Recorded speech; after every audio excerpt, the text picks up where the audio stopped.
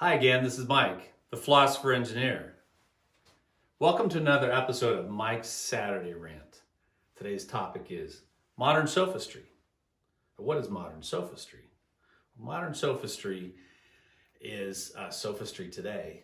Now, sophistry goes back to the times in Greece, the 5th century BC. What sophistry really means is, or the definition now, is arguments that sound good but are false. So sophistry, it really means an approach to reasoning that isn't valid, but it's persuasive. It appeals to emotion, and it's really captured in fallacies. Now there's many fallacies, but some of the top fallacies you may be familiar with and you may not. They don't always teach fallacies or classical logic in school. But back in the time of Socrates, he was battling with the sophists. Now at the time, back in ancient Greece, there was kind of a profit motive. Sophists were paid very well, and they were good at rhetoric, and they would teach people how to talk and reason, but they tended to use approaches that were persuasive. And the Socratic reasoning was much more disciplined and focused on what's valid logic and valid reasoning. So logic is very much like mathematics. It can be valid or invalid. And it's really a process. I talk a little bit about, what I'm calling the knowledge, the knowledge machine. But it's really the process and how we handle information and make decisions. So we have input and we have our process, which is our logic or our math, and then our output. Now the reason it's my rant today for modern sophistry is we're really bombarded with it. And it all sounds good, whether it's in the media or public figures. And I think often there's a profit motive. So there's an incentive to convince us of something. And so whether there's outright deception, whether or not there's false information, fake news, I guess some people call it, or maybe selective information, or just a persuasion that really doesn't focus on facts or evidence. So it really drives me crazy. It's very destructive. It can cause us to support things we shouldn't support, and it can cause us not to support things that we should support. So we really have to be on our toes. And it also bleeds into the rest of our lives, how we talk at home, how we deal with problems at work. And I mostly focus on philosophy and how to apply it in our decision making and our action for the work world. But no one is left untouched by this barrage. And in our schools, we're not taught, typically we're not taught classical logic or even the fallacies, and yet we're bombarded in the world by it. So that's really my rant. I can't even begin to tell you the amount of destruction that this causes, and unnecessary conflict and assumptions and everything else.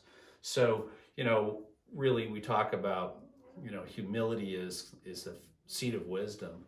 And it really is that we have to go back and kind of challenge our own biases and our own assumptions and see what we can really understand through facts and evidence. And if we do it together as a team, we can make great decisions and have much better results. So that's my complaint, modern sophistry. It's everywhere.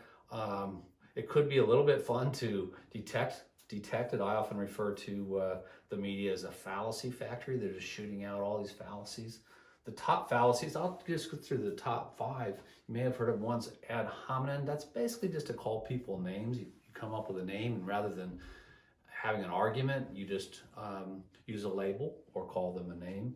Cause and effect can be confused as well. Something happens and you don't attribute properly the cause and the effect. Either or mentality, I talk about binary thinking. It's not always at one end or the other. It's not a black and white decision. So either or often puts in front of you a false choice, false dichotomy. Also guilt by association, that's a fallacy as well. It's often done. You may have a position that makes sense, and then somebody else has that same position that isn't seen in a good light, and they associate you with that other person. There's a lot of ways to use guilt by association, but it's a fallacy. It's false reasoning. We should be looking at the content. We should be looking at the evidence and the process for going through it, not the source. Because we could have an expert with wrong logic or wrong data, and we have somebody that is not known that has correct information. So we have to be really careful about expertise and association. Ultimately, we need to look at evidence. We need to look at it with discipline and understand the credibility of that evidence. And we have loaded questions. You've probably heard these, are you still beating your wife? Or, there's a whole bunch of loaded questions. And instead of really trying to understand a situation, the person asking the question is trying to skew stuff with a question that has a loaded response in it. So there's many different fallacies. It would be a great thing to teach your kids about fallacies. They're not that hard to learn. I think most children should learn these at least by high school. I think in middle school or younger, they would find some of them quite interesting, maybe even entertaining. So I think we all have to be a little bit more on guard.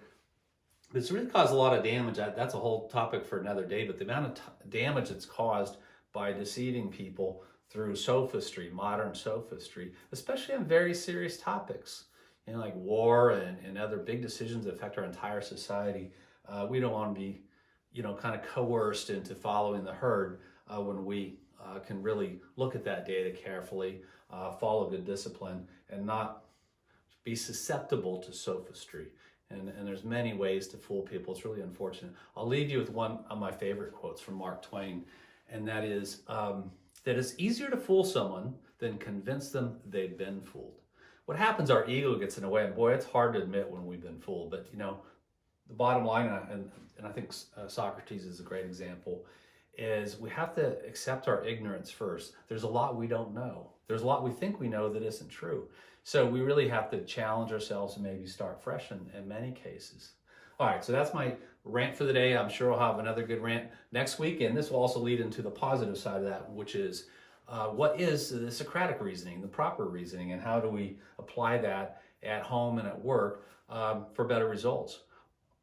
It'll make people happier, healthier, we'll make better decisions, and we'll work more together as a team because it's less divisive to work together with proper reasoning to get a proper decision and take good action. All right, you have a great time, a nice weekend, and great success and fun in the next week. Thank you.